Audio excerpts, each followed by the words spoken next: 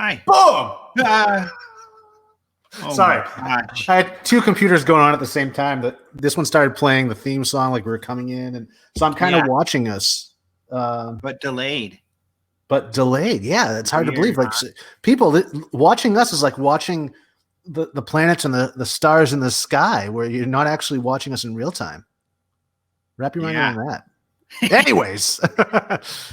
Hello, everybody. This is What is Doug Reading? When we have this show in the future with a live audience, everybody will do that with me. What is Doug Reading? Here comes Doug with your little walker because it will be old by then. Oh, no. Say that. That'll never happen. So welcome, everybody. I am Alejandro Rojas, and I have with me Mr. Douglas Smythe. I am at the International UFO Congress headquarters here in Arizona. You can see all kinds of UFO Congress t-shirts and paraphernalia like this hat behind me. And Doug is not too far away in Casa Grande. Casa Grande. I'm in the big house, Arizona, folks, in the middle of the Sonoran Desert, if you will. And which is fitting that we're talking geography, our local geography, anyways, when we get to today's subject. But before that would be fun. We should just do our typical intros, I suppose. I mean, what have you been up to this week? So I have been and that's good to let people know. So we're not a UFO show. I've been busy with the Congress, so those who weren't viewing the Congress are probably like, what the hell is he doing? Where's he been? But people who have been followers of me for a while know that when the Congress comes around, sometimes I'm out of pocket for like a month or two because I'm just focused on the Congress. And so I can't do shows and stuff. Really, I've only missed 2 weeks, and we did a What is Doug Reading last week. But I will have a show for Open Minds UFO Radio tomorrow that you can join here live to watch as we record it. And also, I'll have an interview scheduled for Saturday. And there's something new I want to tell people. My Rojas reports, now I'm going to have all of my lives free so people can join for live. I did have it as a premium service, which isn't bad. My problem is I want to get to as many people as possible, and I love the interaction that we get. So I want to have everybody be able to join. Yeah, for free. And then tough. The archives people will have to. I mean, it's hard. It's a give and take because it's like for you, it's all marketing your business, but for me, it's like it takes time away from the other thing I've been working on, which is my mortgage business and mortgages. Yeah. And is it worth it? Yeah, I have a passion to get the. I'm compelled to get the information out, but at the same time, it takes up so much time, and let alone the grief. The grief. Yeah, it weighs you down, the grief. I just bit the inside of my cheek with that one. It wasn't always promotional for me, though. I mean, I first began as a blogger years back, and I was trying to find something to do to support, because I was writing 3 articles a day. And then with the podcast, it would take me 8 to 12 hours to edit the podcast because I wanted it to sound super professional. I had every book you could get on the topic. In fact, I studied podcasting for probably a year, buying all the books before I actually jumped into it because I wasn't sure I was really going to do that, but I kind of had a feeling that's the route I was going to take. So, yeah, I understand putting all the work in there and not getting paid to do that. But I mean, it's a labor of love in that sense, I suppose. But luckily, I got something out of it. And, and you always read these success stories and you're like, if I could just cover this week's rent or pay off my car, I'd be happy with just that. But when it does pay back, it pays back full on. So for anyone watching that's in the same boat that I was only, 8 years ago, you just got to keep at it. You got to fall in love with the process, though. Otherwise, it is going to seem like a lot of work for a very little payback or return of investment, if you will. Bob, to answer your question, what have I been up to? I'm sorry. I have another podcast I'm going to be on later on today, and I know I'm going to be talking about stuff like that. So I think I kind of just crossed wires for a second. No, that's cool. I liked it. It's interesting because, and what's great is you are a success story. People, and we've talked about this, but you had a product that you got out there with the whole thing. Everything Wants to Do. I'm a big fan of Shark Tank. You were like one of those Shark Tank guys that Never seen it. go to Shark Never Tank seen it. and you started up your own business. So I think that's great. That's awesome. Thanks, man. Thanks. I guess it was a lot of work. It was a lot of work. You know, that's the thing too, is we're going 8 years ago. You know, you're going 8 years back and trying to put yourself back in that place, and it's very difficult to do. But I know all the time and energy I put into it. But the thing is, I did fall in love with the process. At first, it seemed like a lot of work or something new to learn, pain in the ass, really. But then I don't know, it becomes part of you. It's like it's really part of your DNA is doing these things, and it might be a survival mechanism on my part, just to be, just for that to happen, because it was necessary, I think. And I think a lot of people give up too early, or they stop right before they turn that corner. And I say keep going, just fall in love with the process. But as for this week has been crazy. We've had so many. Oh my God, it's been nonstop. We had a big release last weekend. Excuse me. Fall brings out all of our fall scents, spicy pumpkin and stuff like that, But I try to go a little differently, like more cider stuff or just more thematic stuff when it comes to fall, less pumpkin spice. We did a pumpkin spice when we first started about 8 years back, and it was the first one in Shavedom. Where did he go? He's gone. Well, it's my show. But yes, we did a pumpkin pie years ago. Oh, you are. Full screened you. Now everyone and their mother is doing pumpkin spice, so we've kind of lost interest in that. But being so, and being what it is, and being this time of year, it's been nonstop with the fall releases. And last week we released a Cider House 5, is what I call it, and we've been doing that one for about 8 years. Every year we re-release that one. It's loosely based on Slaughterhouse 5. There's a whole the veil is thin in the Phoenix shaving universe when it comes to Cider House 5. There's a lot of weird stuff happening in the Cider House. Some people think it's a poltergeist. Some think it's aliens. Some think it's interdimensional activity transpiring. And honestly, it's probably all of the above. Cube is on the scene as always. Cube is our unofficial mascot who shows up in a lot of our labels and a lot of our stories. Who?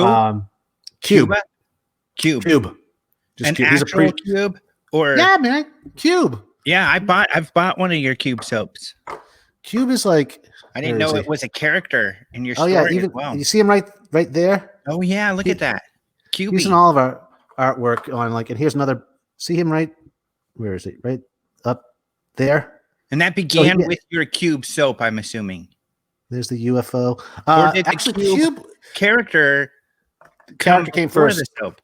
Oh, really? The character he came with unannounced. He just started showing up in there he is, hidden in the background there. He unannounced. He came up in some of the labels here and there, and eventually then he came out as a pre-shave product. But yeah, Cube is on the scene, and he's also a character in our story. So why am I talking about this? Anyways, yeah, huge. The secret to your success is Cube. Yeah, the secret is Cube. So we've been doing that. I got another release coming out tomorrow or this weekend. We actually have two, a brand new shaving brush, which kind of has an autumn feel to it as well.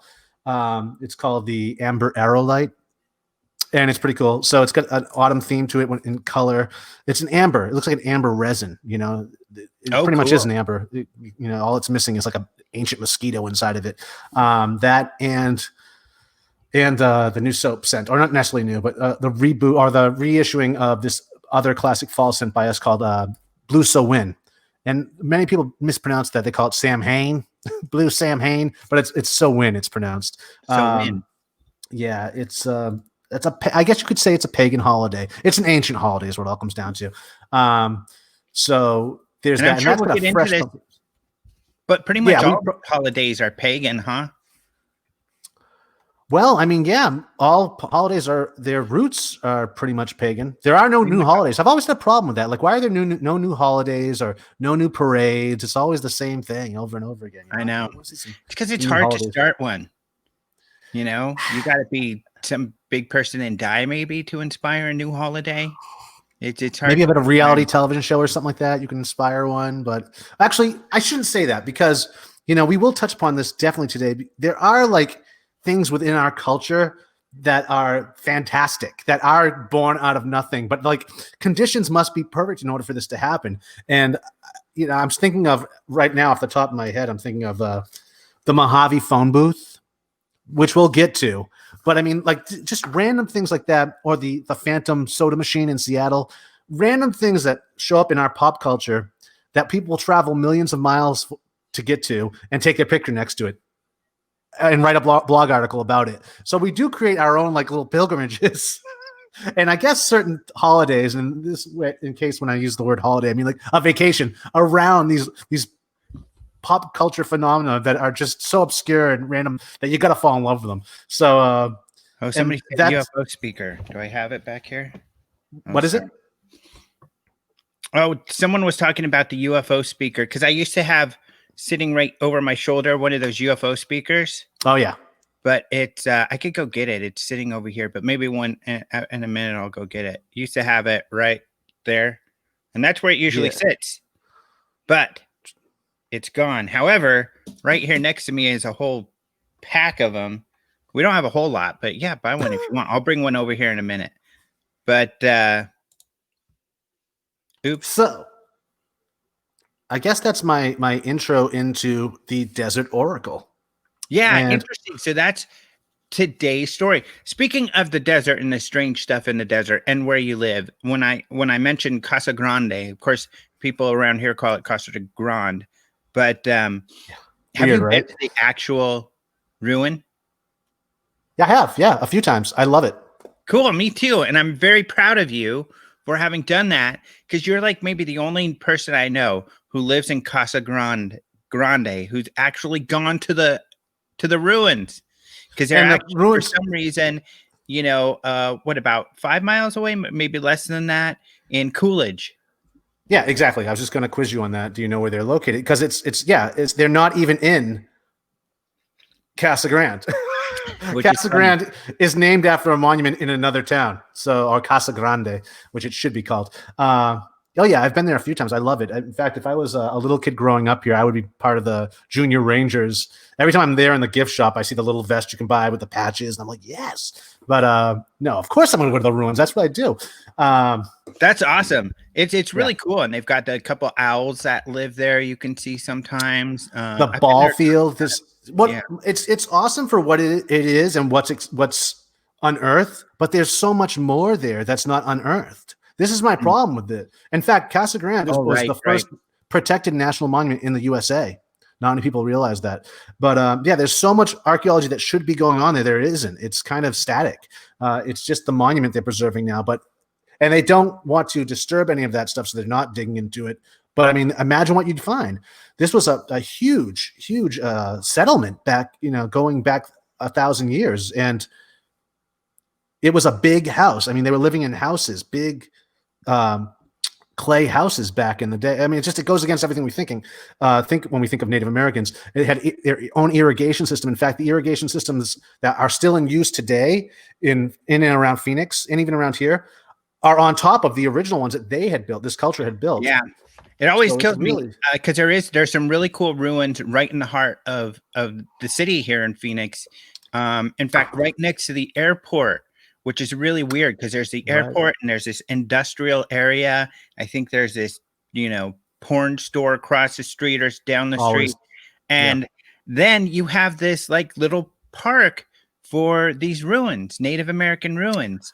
And it's really cool. It's so strange. And those, same tribes kind of go all the way to California. Yes. Because they migrated around. And it's amazing to think that, even right now, I think it's 100 degrees out, that they were able to survive in the 100 to 115. Oh man, I can't imagine how they did it. Yeah, I know it is absolutely amazing. I mean, and it is the theme because we will be talking about the desert here in just a second. But Casa Grande also reminds me of Casa Bonita, and I found something out that blew my mind. Casa Bonita is this really kind of campy restaurant that's almost like a Disneyland cheap version where it's like you're walking into Mexico. It's really interesting, and it's a unique experience, and we loved it. We have one in Denver. It was even on South Park because those guys actually went to school at the South Park guys. I didn't have any classes with them. My buddy did, but because they were from the area. But Right. I found out there are other Casa Bonitas. So if you know what I'm talking about when it No comes idea. to Casa Bonita, or you have one in your area, let us know in the chat. But I guess we should get on, and we have been talking about the desert because we're out here in the desert, and that is the theme for today's show. You know, while you're talking about Casa Bonita, have you ever been to Flintstone Land? No, I've never even heard of it. See, my first experience in Arizona was about 20 years ago. I was doing a cross-country trip with some college friends, and in fact, what we want to do is we went to AAA beforehand, and I said, hey, I think it was a National Geographic magazine. I said, here's an article on ghost towns.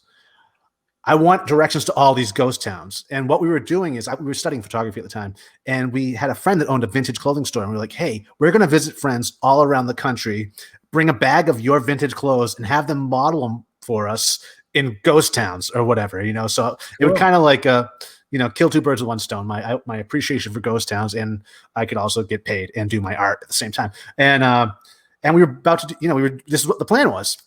And we were supposed to leave on 9/11.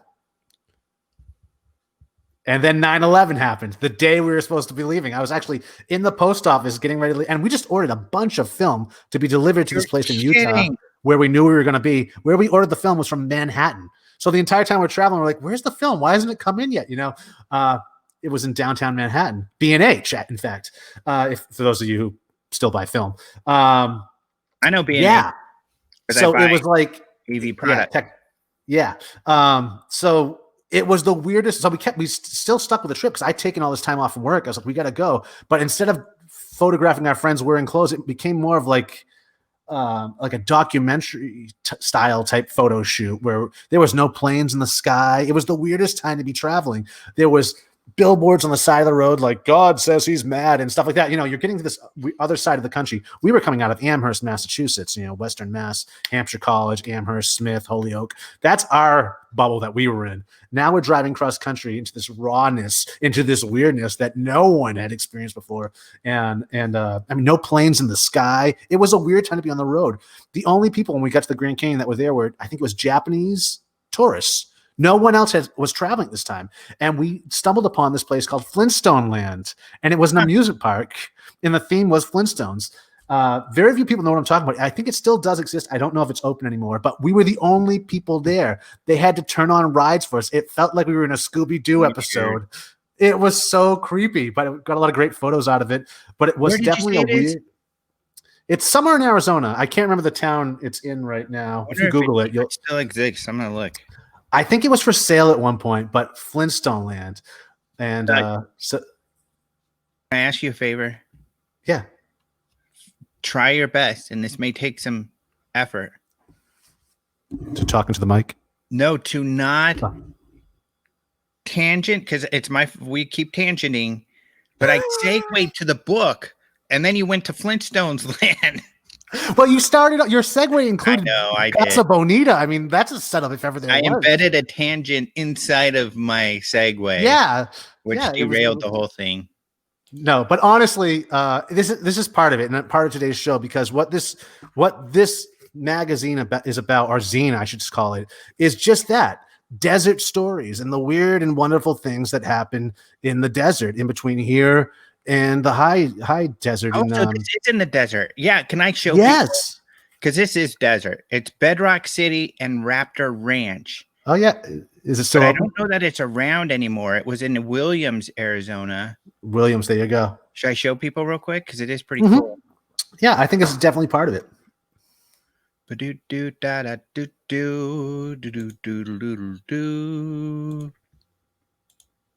Yeah, see, Dirk knows. Yeah, you can visit the houses. It has like Flintstone houses. It had the little cars. There you go. Look at that, dudes. Yeah, that's where I was. Well, 9/11 was going down. Look at this there guy I was. Right here. Yeah. That does it look pretty scary.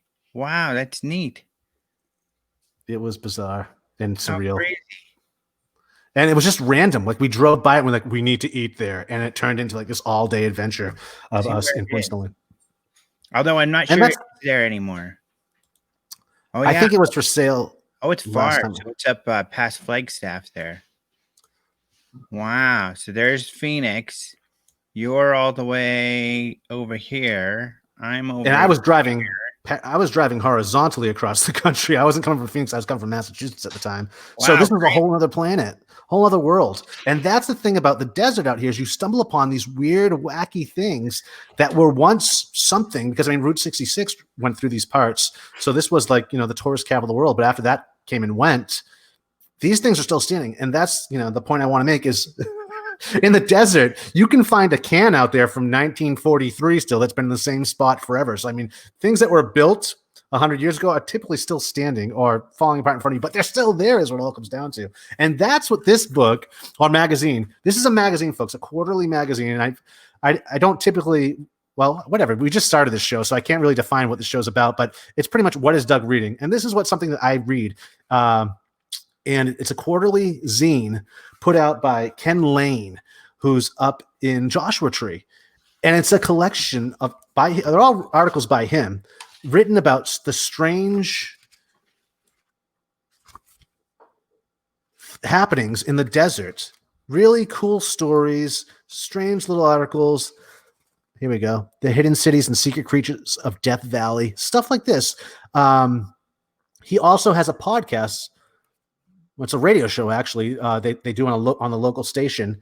That's a Barbie doll with a nail through its head. And he writes a lot of the articles, or he has people submit articles as well. But a collection of he just walks around. He wants to know the weird and wonderful things that are happening in the desert. And he's an observer of the desert types. He's been out there for probably about 30 years now, I believe, in Joshua Tree. He's become buddies with Jeremy Corbell because Jeremy Corbell keeps talking about him. And Jeremy Corbell did this recent film on Bob Lazar and the soundtrack. The guy who does the music for Jeremy's movies is friends with Ken and does the music for his podcast. Oh, really? Yeah. So that, I mean, if you want to supplement it, this is a quarterly magazine or zine, if you will. Kind of. He says it is. Sometimes he doesn't keep up with it. But his podcast is every Friday night, and he's got the weird atomic age type music in the background, really atmospheric, deserty music, creepy sci-fi, and he talks over it. It's so non-linear, his show. It's not like this, where we're talking back and forth pointedly. It's surreal. It's almost poetry in the beginning. It's got this almost like Jim Morrison type vibe where it could be a poem, it could be spoken word, and then he'll go into an interview, and then it'll segue into something else. But it's really tough, but it's always having to do with the desert and the weird hijinks in the high desert and all around here. And he's bouncing back and forth between like Joshua Tree and Phoenix, where his dad was raised, in all of his stories. Like your interpretation of the way he does his show. Dusk on a Highway 6. A crescent moon hanging over a jagged line of the Eastern Sierra. A distant set of headlights mile up the road from me. The FM choices are few, but with night comes with the faraway AM stations. I have heard strange and beautiful noises on these desert nights. Something like that. And it'll go on like that. And then he'll cut to like an interview or he covers music. Now, when I first discovered Ken's stuff, it was like at a truck stop. It was some random place it was somewhere in between here and Joshua Tree. So this is sold. You can order it online as well, which I've since done, but it's typically, he does everything. He puts together the books himself, all these little zines himself. In fact, when I first saw it, I was like, that's a zine. I haven't seen a zine. Zines are from my culture, my youth. I'm a product of the 80s and 90s, that whole punk rock alternative scene. Generation X, I guess is what it is. This is the stuff from our generation. But I didn't yes, a part of me recognized it first as a zine, but then when I'm reading it, I'm like, oh, these are stories about the desert. So it kind of reminded me of like those old like Farmer's Almanacs, then again, or Desert Rat. And it didn't take until I started listening to his podcast. I was like, wow, it's really weird, like atmospheric. It's super cool. But it was just like, who is this guy? I was like, it's not just some like, old hokey dude writing stories about the desert. Because he'll cover like wildlife too, and like, so it's tough to get a feel who this person is. Then you hear the show, and he did one episode covering about a band, about a Big Sand from Tucson, and they were in early 1990s, like I wouldn't want to say alternative, but it was one of those bands that was lumped in the alternative scene as well. That's still around. So I could hear his enthusiasm, and the guy he was interviewing on the show, and it was like he comes out of the same like thing that I grew up in. So then I got it, and then it clicked. Like, yes, he's putting together zines. He's do-it-yourself DIY. There's almost a punk rock element to it. It's just really cool when I had that realization. But you know, I mean, you get articles like this, and they're short articles, and it's a thin little zine, but it's supplemental, I would say, to his show. And if you, that's what I really wanted to cover or go over on today's show is like desert stories. We could share our own, because I'm sure you have some too, but also if there's people in the comments that have desert stories, because the desert is like, I mean, this thing helps me appreciate the desert and the life I live here, because it's a different planet. I mean, like, it's a weird thing out here. If you're too close to the city, you forget where you are. But I live out in the sticks, or there are no sticks out here. And if there are, they're dry, dead, or dissolving in the summer sun, in the constant summer sun. But I mean, it's a whole different world out here, and it's teeming with life. I mean, it's not. When people think of the desert, the first thing that comes to mind is just aridness. There's nothing going on there, but there's you just have to know where to look for it, and and it's a spooky place too. It's kind of creepy. It's loaded with people trying to run away from something or trying to find something, or I mean, it's a collection of strange and weird that is somehow comforting to me. It's like a Twilight Zone episode, and this could be due to the fact that I wasn't raised here. I'm an East Coaster, so this is a whole nother planet to me. That was part of the appeal for coming out here. I don't know.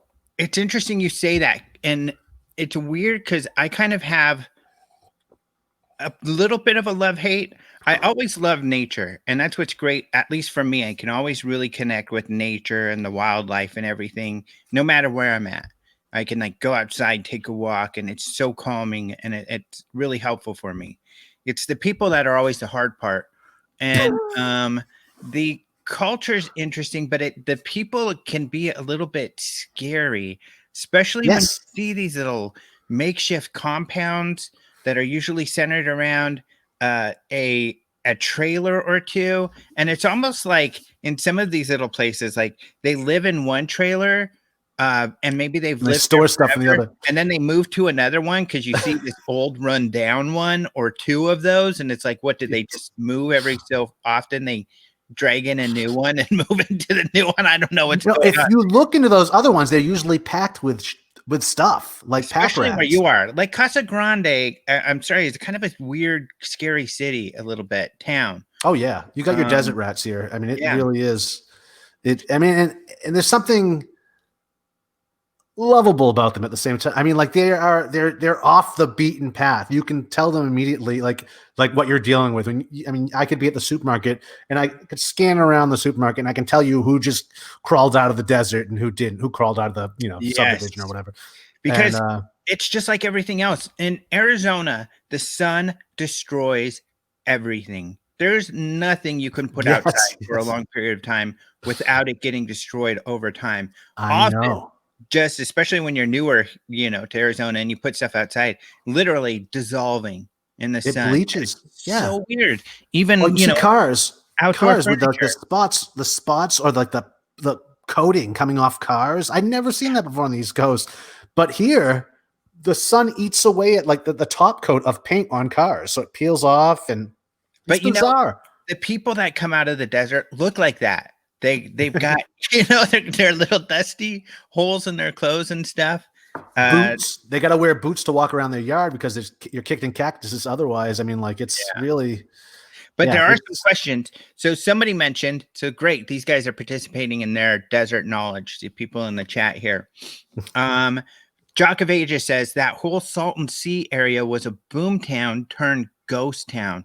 The Salton Sea area and that whole Empire Valley is really curious to me, probably because I drive through it a lot because I go back and forth to San Diego to here. And so I'm driving through it.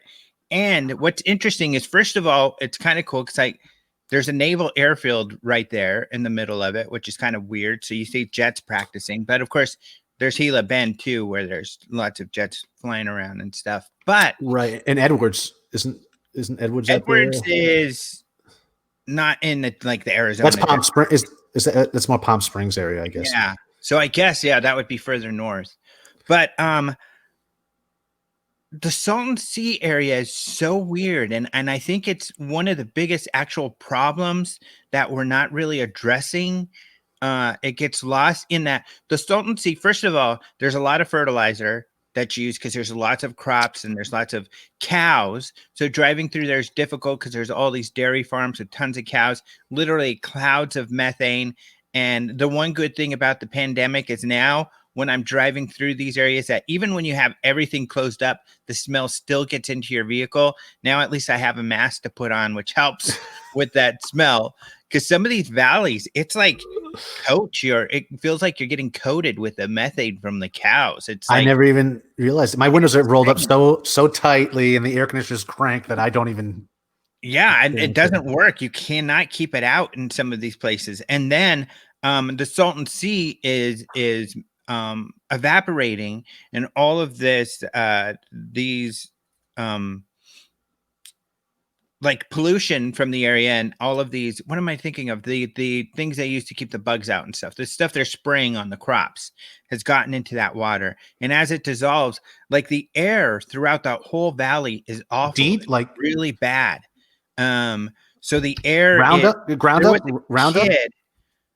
There was a girl, college-age girl, who drove across that valley and she died. She had asthma, but she died because the air is so bad there. The pollution's really, really bad.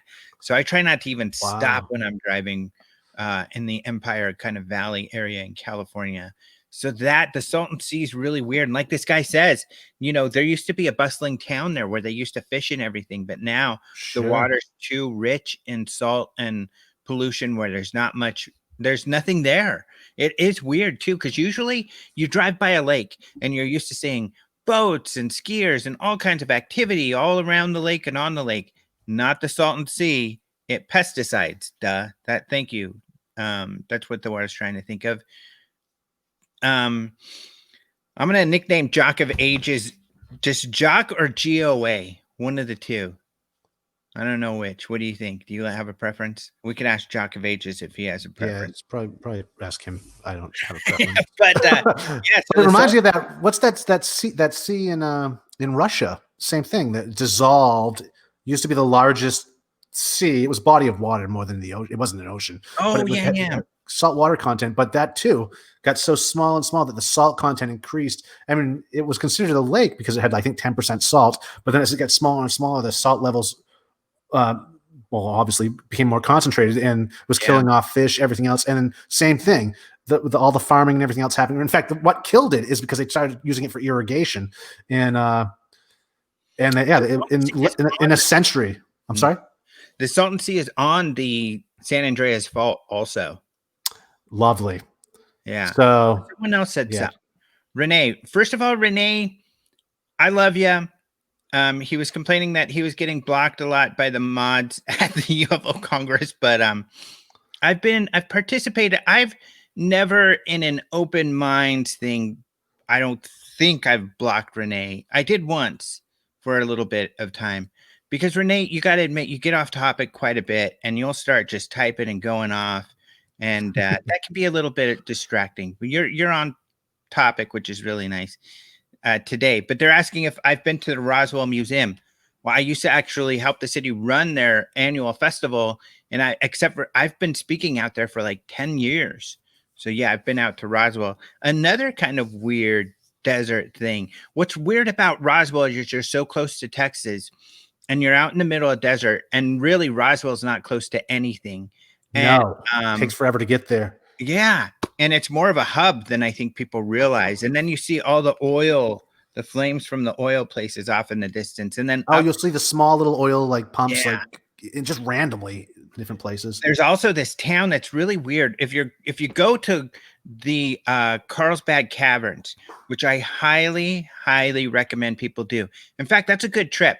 Go to Roswell for a day and then go to the Carlsbad Caverns because they're absolutely astonishing. And there's this town, Artesia, in between Roswell. It's this oil town where it's just all these weird, huge oil refineries and stuff. Binary, yeah. Really weird. It's kind of surreal driving through there.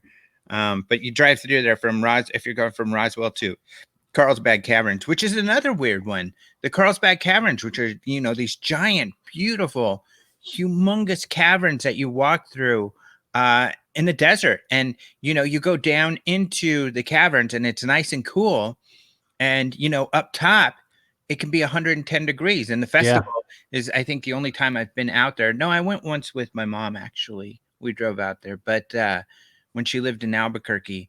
But it was like 110 degrees on the surface, and then you go down and it's nice in the caverns.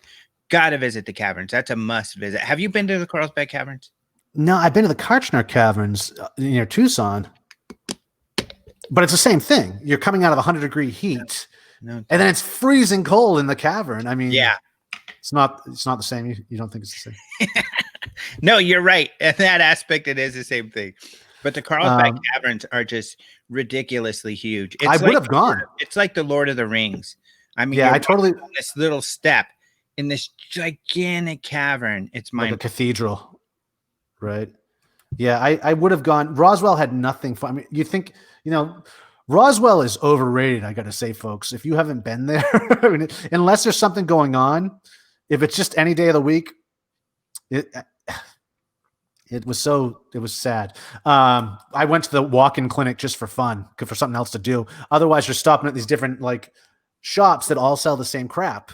And it really when we drove around, we tried to make the most of it, but it's kind of like meeting that celebrity that your idol. Don't ever do that either. It's Roswell's, for me anyways. There are a lot of great places out there that do come through, but Roswell, I really wasn't. I don't know. How do you feel about Roswell? No, I feel the same. I love the people there. Sure. I love doing the festival's fun. But exactly. If there's something going on, if there are people in town making it happen, creating the scene, then yes. But any other day of the week, it's just a small town in the middle of nowhere, literally in the middle of nowhere. So when you're going to the museum, and this was part of probably your problem and my problem. I'm a museum goer, but of course we're going to these fancy museums. What was this museum I went to recently? I can't even remember. Amazing. But real fancy, kind of real polished museums. Right. The museum in Roswell is if a few locals got together to make a museum, this is what you would expect. It's down home. It's a down home museum. Down home is a good way to put it. Don't like an old Smithsonian. Is it in a old theater or a firehouse? Theater. However, when was the last time you were there? Yeah, like 5 years ago, maybe. Yeah. So just recently, about in the last 5 years, they've been installing these really nice installations every year. And now they have at least 4 or 5 areas that are really polished and nice and updated, like what you would expect from a museum. So that's a good thing. So they're trying, but you're right. I would have to admit, the first time I was there, maybe 15 years ago, I was disappointed. Yeah, I was bummed. When I first met you, I thought you had something to do with the museum. Well, with the Congress, the International UFO Congress, because your logo was so close to the International UFO Museum logo. So I thought there was some of a connection there. Turns out there wasn't, and I was just disappointed. Not with the Congress and the museum, but I've been going there and helping out with that for a while, and they reached out because they're like, "Hey, I know you guys did an online conference, and we weren't able to do our event, so I was wondering if you guys could help us." So I did send them some information. For this year? Is that what you're talking about? They'll do some online stuff. Oh, that's cool. That is definitely cool. So, but yes, deserts. Desert. People can share. Of course, somebody said, Renee was talking about Area 51 and the extraterrestrial highway, of course, in the desert. Any highway in the desert is an extraterrestrial highway. Every one of the highways around here have their own stories. But it's a good point. The desert's just really mysterious. When I drove to Arizona from Colorado, and when I got here, I was used to Colorado, which is lush and green for the most part. There is desert out there. But, there is. it was very surreal to get here to where there's all these, the mountains are covered with saguaros. And I didn't realize that they're that dense. I thought they were more sparse throughout the desert, but they can be really dense and like cover mountains like a pound tree, or Yes. pine trees would. And Yeah. so yeah, this area, and then moving to California, or I mean driving through, and you get to the Joshua trees, even in Arizona on your way to California, and they're only in this area and in the area, Yeah. like around Joshua Tree and stuff. So it is very surreal and interesting, and definitely your mind begins to. The big thing that used to go on out here that was frustrating, I felt, as far as paranormal, was these mangy coyotes. Oh Coyotes yeah. can get mange, and they of course can get rabies and stuff and act weird. And there was a period of time about 10, 20 years ago, where people kept taking pictures and calling them chupacabra, probably because they looked I weird. remember that. And chupacabra is like a cryptid type thing. That's Yeah. nothing like the description of a chupacabra. That was more, No. chupacabra is more like a giant bird or something and it started out of Puerto Rico. Oh, I But thought it was more like a javelina, a no, chupacabra. no, it's more like, originally it was more like a big bird, Like kind a of a hybrid. thunderbird? Yeah, huh? Like a thunderbird, like the Native American. No, more like a turkey, or Oh, maybe even turkey vulturish. I'll look for a picture right now. yeah. I've always been under the impression that it was more like a javelina type, like So what was wild pig. frustrating, and the media and everything sucked started blood. going with this, because there were, and this is one frustrating thing about the paranormal, and I think new agey kind of groups, that people often like to capture notoriety for these sort of things. So if you go on the news and say, oh yeah, we caught a chupacabra, the news is going to cover that, and all of a sudden you're a renowned chupacabra specialist or something like that. Right. They make you into an instant expert. And I've met some of these people where they're like, in Roswell, oh yeah, the chupacabra, and I kind of tell them, well, that looks like a mangy coyote. I've seen those. I live in Arizona. Yeah, Oh, and then they don't talk to you anymore. But exactly. let me I've look caught that a up. few coyotes on. I have a game camera out in the desert because I try to catch illegal dumpers all the time, and so that's part of my strategy. But more often than not, I catch wildlife like bunnies coming right up to the camera, and it's hidden in an old McDonald's paper bag in like a creosote bush. So it looks like trash, so no one touches it. But I have a hole cut out for the camera lens, and I'll get like close-ups of a bunny's nose, like he was smelling it or something like that, or the coyotes. Like it's pretty cool. But yeah, paranormal desert stuff. That's what I'm interested in today, and what I want to talk about is an experience or a couple experiences I had in the area where I go hiking every day. Every day, I bring my dog Huxley out for like a 2-mile hike, way out in the desert. I have to drive out, my Jeep to get to. And, in the morning when we're there, it's usually fine. Not so much weirdness. We might find a dead animal that like shouldn't be there, or just like, how did this get here? Like a cow or something like that. Like it really must have strayed far, far away from wherever it's coming from and just died here. But if you go there at night or in the twilight or later in the day, that's when weird things start happening in the desert. Have you noticed that? Weird things like what? Well, I mean, just like that's when the weirdos come out, is in the, and just to backtrack a little bit, my first experience in the desert, going back 20 years when I drove all the way out here, coming from New England to the desert, I got to see everything changing right before me. And when I got to Arizona, everything was just expansive, just right before me, the mountains and the distances. The first time I saw rain from a distance, where it was like, what is that in the sky? Like, and my friend's like, that's rain. You're seeing rain at a distance. It was just a weird experience, or it was something, just a whole new thing to see. So it was a magical landscape, and you immediately felt the difference in the air. Obviously, I'm coming from a very humid environment now to arid. So I mean, it really just toys with your mind in that way, almost as a drug, especially when everything's so expansive too. It just opens up right before you. So to this day, it's still, I have this sense of awe when I'm out there, and appreciation. But One day I missed taking Huxley for a walk early in the morning. Something else was going on. So I tried to make up for that by taking him out in the daytime. And it was around twilight. You know, it's probably like 4, 5 o'clock here. And this is going back probably 6 months ago. And Fran was with me. And in fact, Fran was saying, you know, we should do this quick. Let him go. And then we got to get going. And I was like, why? She's like, because weird things happen out here at night. And I'm like, what are you talking about? And she's relayed a few stories to me. I was like, okay, yeah, I guess that counts as weird. But I was laughing, you know, it was a playful thought. But we did our whole walk around the 2 mile walking. On the way back, we had to stop because there was like, all I can describe this is like Children of the Corn, procession of children type march across the path in front of us, like maybe 25 yards up in front of us.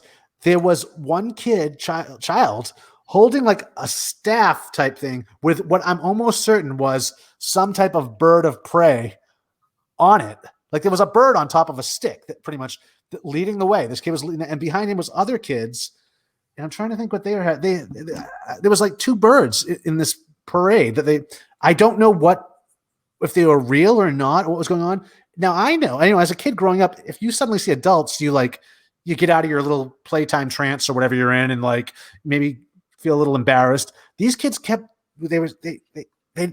kept at it, like marching off across the path in front of us into the desert.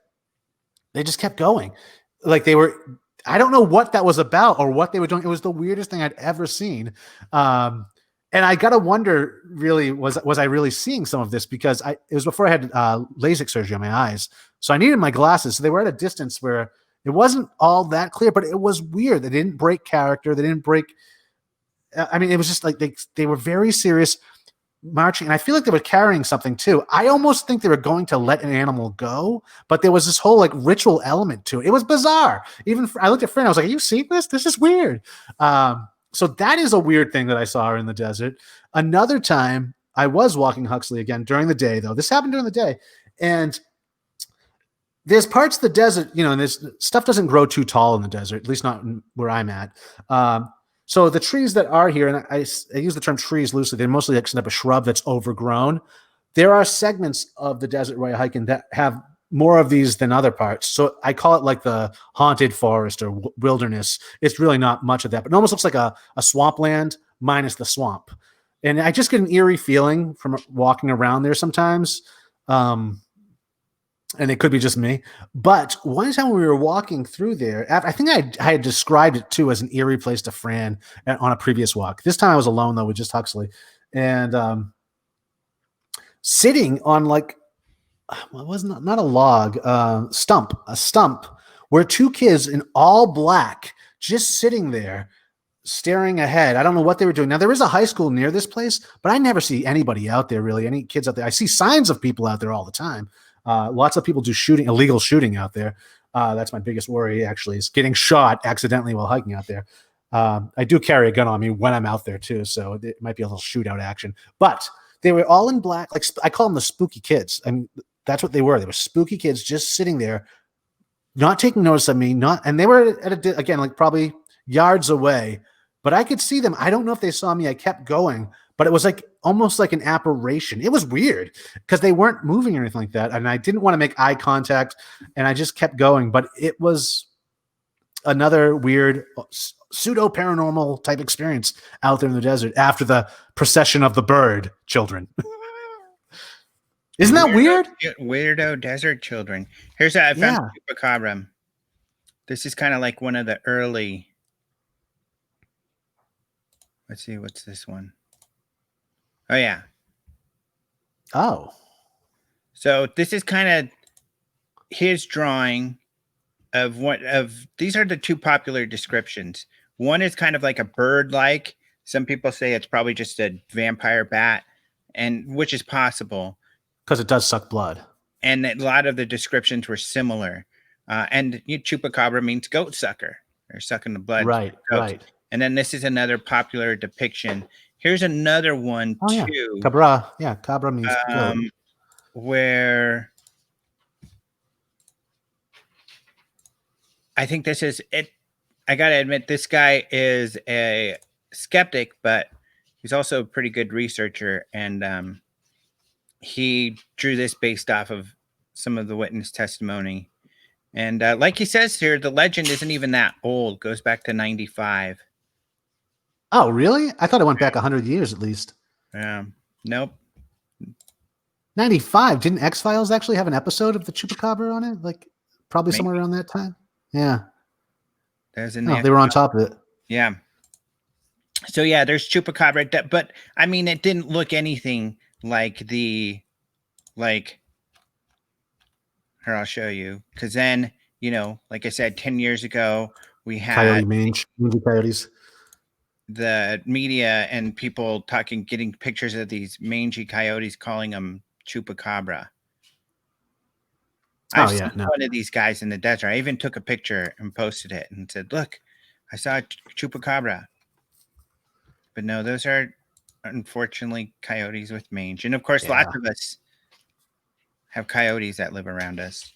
We do. I hear them singing. They're like probably a mile out from my house. You have mange, honey? But yes, so back to the Desert Oracle again. If these type of stories interest you, and again, Ken often has people writing for him, or he's interviewing people around town about what weirdness they've seen out here, and people have reported all types of stuff, from alien crafts to even a type of Bigfoot or Yucca Man. I mean, there's all types of like mythologies around the desert that are unique to the desert. And then again, the stories like the Mojave Desert phone booth, which I think is another amazing phenomena that comes out of the desert. That one, there was a phone booth built for miners almost 100 years. Actually, I think in the early 40s, like 80 years ago. The guys go into the mines, right? Yeah, yes. Well, who knows at this point with the spooky children and everything else. But yeah, it was. And so someone found it on a map, a phone booth icon on a map in the 90s. It was like, and it was in the middle of nowhere. It literally in the middle of, you had to take a dirt road. The closest tarred road is probably like 14 or 15 miles away from this area.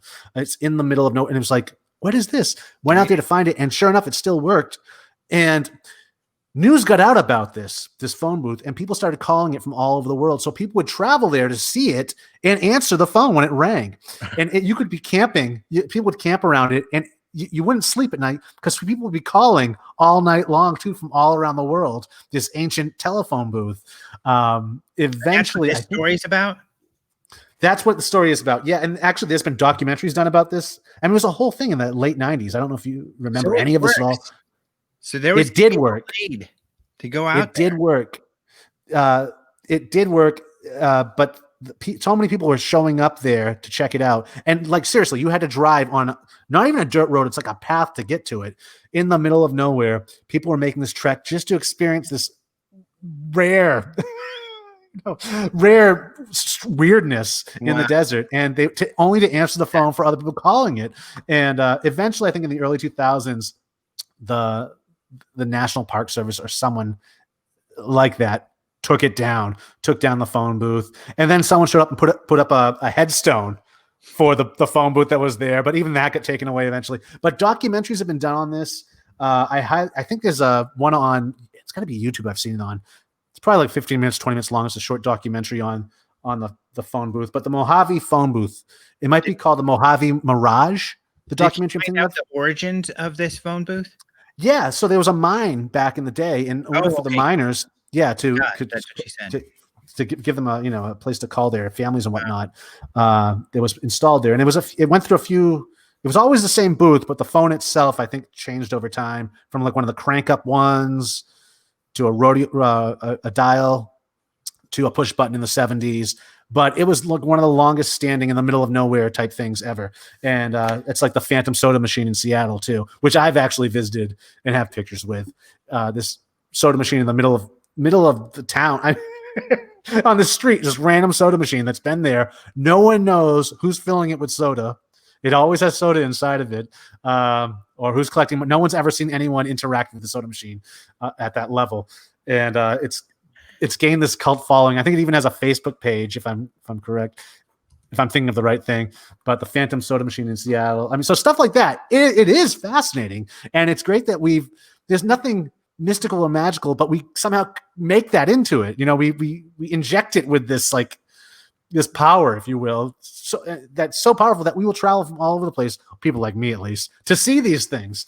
And I only wish the phone booth was still standing, because I would go out there and visit. I would camp out there and answer the phone all night too. I think it's a really unique thing. And this is before everyone had a cell phone too, so it was even more like potent in that, in that energetic, if you will, where you're answering the phone, talking to someone in Sweden or whatnot that's just calling this random number to see if anyone's going to pick up.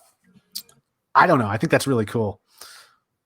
But that's another desert myth, desert legend that comes out of the truth. Here's a video I have that I think it's a really weird video. I want to show people. Speaking of the desert, because it's an alleged UFO crashing in the desert, and it is something crashing and skipping. You might have seen this, and I've never figured out where this comes from. Ready? Yeah.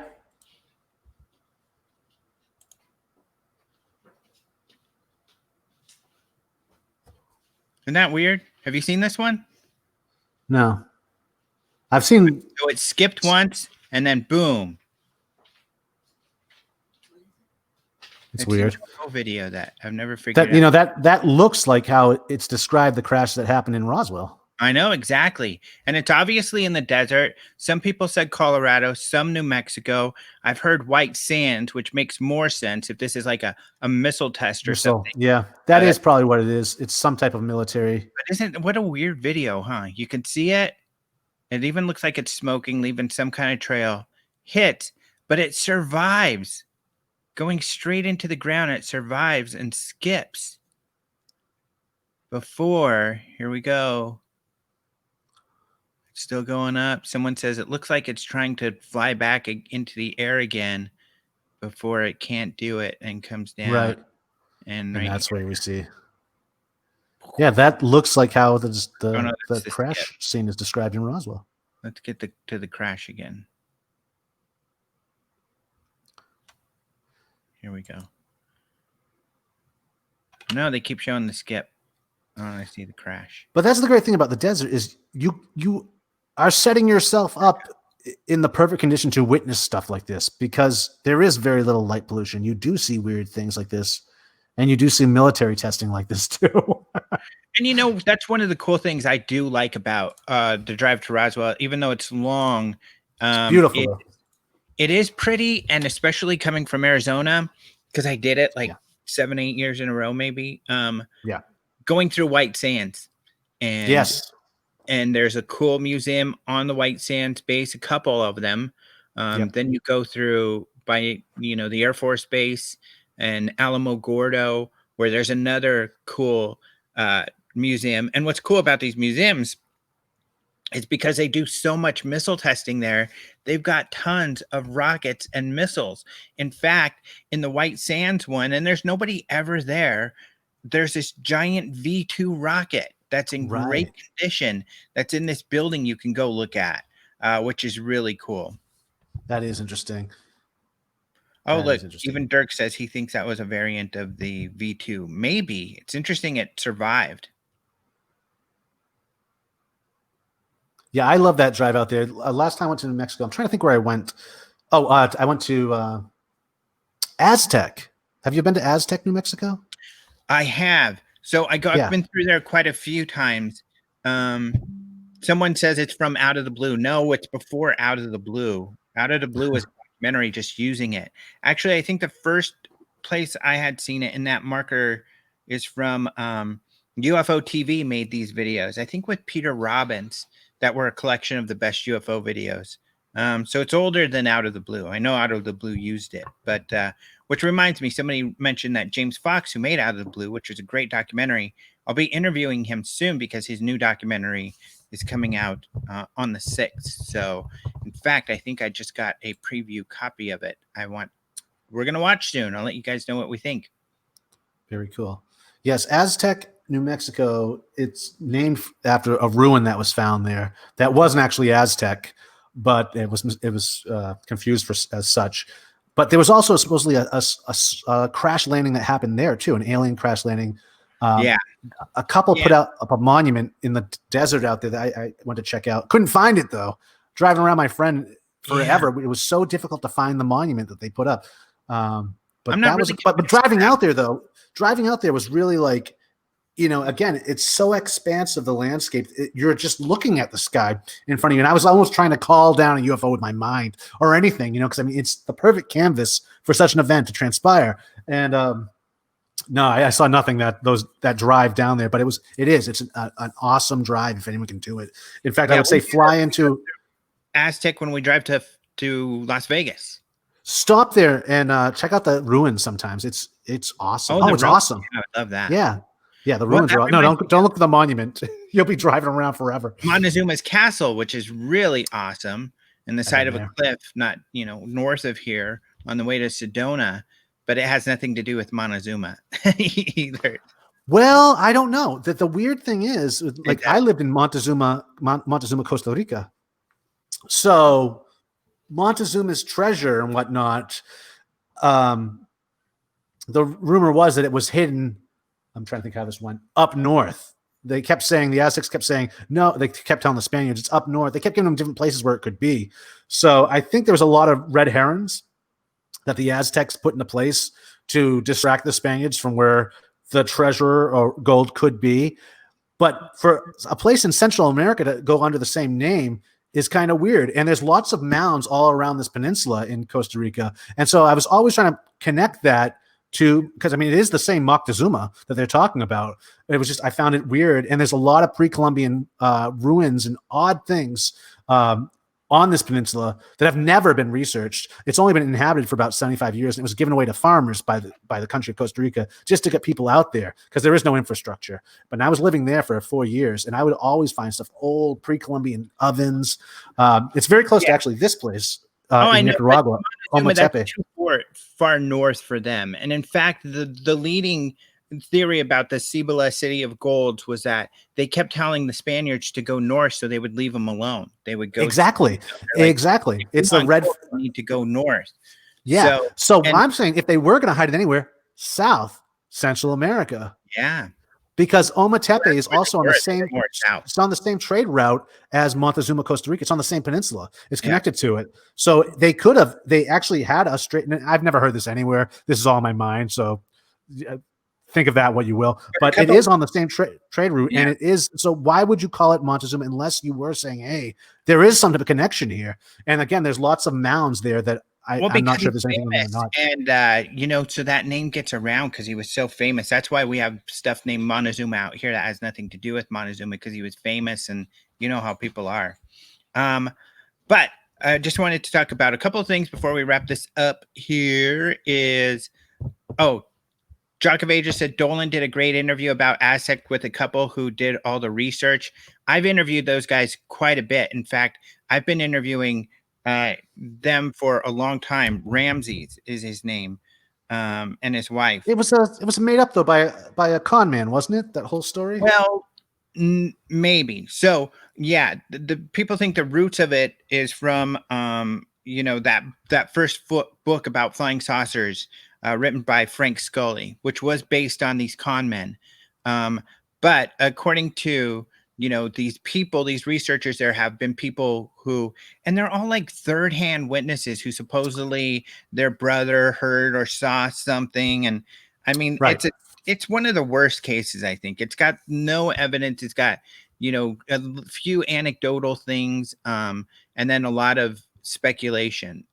Aztec is just a terrible case. Most of the UFO crimes. It is pretty bad, actually. It is. I got a book on Audible when I was driving out there because I was like, I need to know a little bit about this as I'm getting out, and it was very thin, the material out there. It's really thin, and I was waiting for his book to come out, Scott, and he's a cool guy, and he's got some other great research. I love my interviews with him, but I was so excited for the book, and I was so disappointed when it did come out, unfortunately. Yeah, I was too. Yeah, the con man was... I forget his name. Dr. Gee was a name he used. It was selling a machine or something like that too, wasn't he? He was selling some type of device. Open minds, and we've got an article on. I've got lots of articles on Scully because a lot of the UFOs come from his book. Yeah. In fact, I've got an article I just put out recently on, and I'll put it in the chat here on Aztec and other crashes where you can look at the evidence. But I just think it's pretty shaky. There you go, people. Yeah, I would have to agree. But I guess we've gone over, so we've used up a lot of time talking about how weird the desert is. Thank you, though. I didn't know about the desert article having this zine, which I think is really interesting. Now I know a little more about and the podcast every Friday night. Look up and Desert I love Oracle. Your interpretation of the podcast because it gave me a feel of kind of the swagger and mystique of the podcast. I didn't do it justice, but I tried my best. And that what you did right now was pretty cool. Thanks, man. I try to keep it cool. It's an evolving evolution of cool. It's gonna be named my jazz album. But yeah, folks, I can't. I mean, I really don't think I did any justice for this at all. Except it is really, really cool. It's a great read. It's something fun to bring to the if you go to the gym or if you're in a waiting room or whatever or in bed. It's a great in bed before you go to sleep. It's kind of like a dream fuel, if you will. And I mean, it really gets.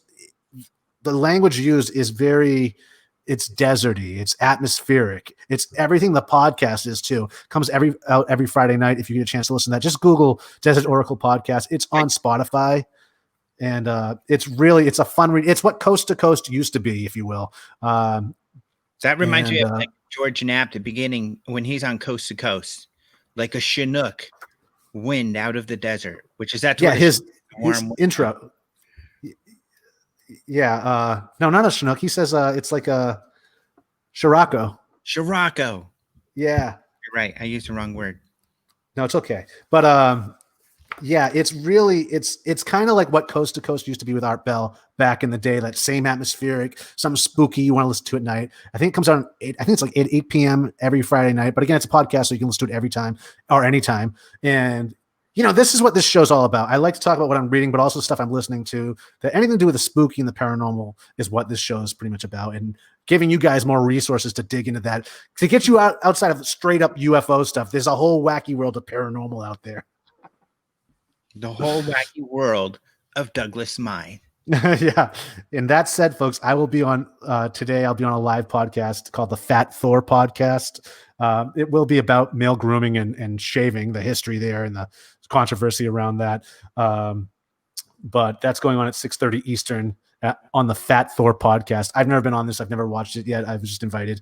And I guess it was a podcast started around the lockdown. When lockdown started happening for COVID, this guy just decided to stop going out of the house, grew his beard out, grew his hair out, and it created this podcast. And I kind of done the same thing since then. So it just seemed like a perfect fit.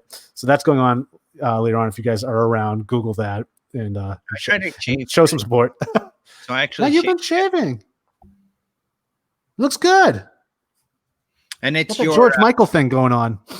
It's your doctor. What is the one? It's the guy at Dapper Doc. By is what kind is of it? The guy out at Doc Holiday, but it's Dapper Doc. Dapper Doc. That's what I've been using of your products. Yeah, that's fig and lilac, which is a very Victorian scent for men. It sounds kind of floral for guys nowadays. It's not. It's what they were actually wearing 100 years ago too. It was very popular and probably what Doc Holliday would have worn if you were to pick off something off the stagecoach that came from the East Coast and stopped in Tombstone. It's a reimagining of that event by me, but it's a really nice scent. And all right. That's it. Thanks for tuning in. Thanks for joining us again, folks. We'll see you next week. Same bat channel, possibly same bat time. And around the same bat time. Yeah, we're kind of loose with that. Fast and loose. That's how we roll. Yeah. All right. Thanks, dudes. And we will talk to everybody later. Ciao.